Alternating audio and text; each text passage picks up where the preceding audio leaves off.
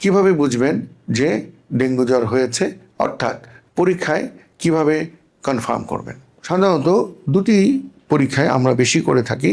একটি হচ্ছে NS1 dengue antigen, আরেকটি হচ্ছে anti dengue antibody IgM and IgG।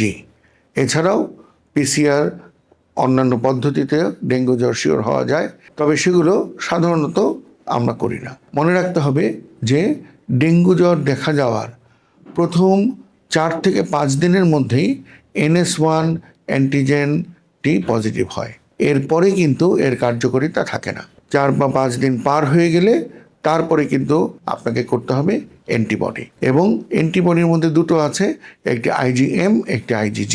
জানুন যে IgM পজিটিভ হলে বুঝতে হবে যে এখন আপনি ডেঙ্গু ভাইরাসে আক্রান্ত। IgG বর্তমান সংক্রমণও হতে পারে, অতীত সংক্রমণ হতে পারে। IgG লেভেল যদি পর্যায়ক্রমে বাড়তে থাকে জ্বর থাকাকালীন অবস্থায়, তাহলে এটি বর্তমান ইনফেকশন।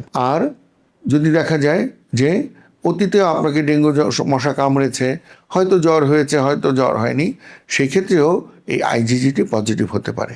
সুতরাং যদি NS1 নেগেটিভ থাকে, IgM নেগেটিভ থাকে, শুধু IgG পজিটিভ দিয়ে ডেঙ্গু জ্বর শিওর হওয়া যায় না।